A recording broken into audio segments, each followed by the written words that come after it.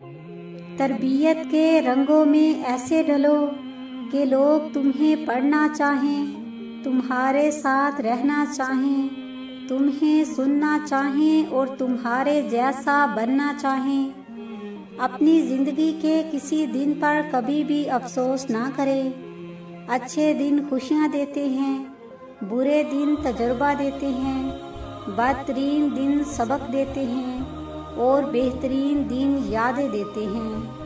اس سے تو خاموشی بہتر ہے کہ کسی سے دل کی بات کہہ کر پھر اس سے یہ کہا جائے کہ کسی سے نہ کہنا۔ دل خوش ہو تو ہر چیز خوبصورت لگتی ہے۔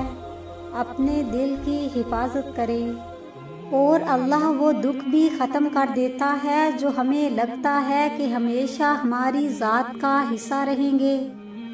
اہم ہونا اچھا ہے مگر زیادہ اہم اچھا ہونا ہے۔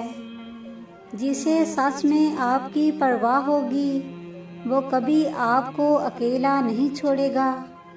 اگر کسی کی مسکراہٹیں آپ سے وابستہ ہیں تو یقین کیجئے آپ کا وجود قابل رشک ہے۔ الفاظ بھی پھول کی طرح ہوتے ہیں، انہیں سوچ سمجھ کر ادا کیا کریں، ان میں سے آپ کے ظرف کی مہک آتی ہے۔ جنازے سے پہلے بھی انسان کو بہت سی جگہوں پر کندھے کی ضرورت ہوتی ہے۔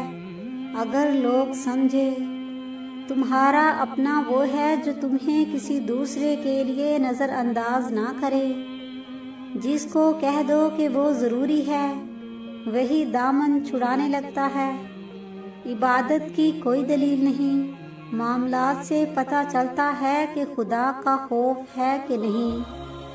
گناہوں کی ایسی دیوار نہ کھڑی کرے جو آپ کو اللہ سے دور کر دے۔ رشتے نبھانے کا ظرف نہ ہو تو رشتے بنانے سے بھی پرہیز کریں۔ بہت قیمتی ہوتے ہیں وہ دکھ جو آپ کو جائے نماز تک لے آتے ہیں۔ جب اللہ تعالیٰ کسی بندے سے محبت فرماتے ہیں تو اسے نرم مزاج بنا دیتے ہیں۔ اللہ بہتر جانتا ہے کہ ہمارے لیے کیا بہتر ہے اور کیا نہیں۔ وہ ہمیں وہی عطا کرتا ہے جو ہمارے حق میں بہترین ہوتا ہے۔ کبھی بھی کسی کو یہ مت کہو کہ تم مجھے یاد رکھنا۔ تم اگر یاد رکھنے کے قابل ہوئے تو یقیناً یاد رہ جاؤ گے۔ 3 عورتوں کی طرف دیکھ کر اللہ مسکراتا ہے۔ پہلی خوبی پردہ ہے۔ پردہ کسی بھی خاتون کی ایسی خوبی ہے جو اللہ کو بہت پسند ہے۔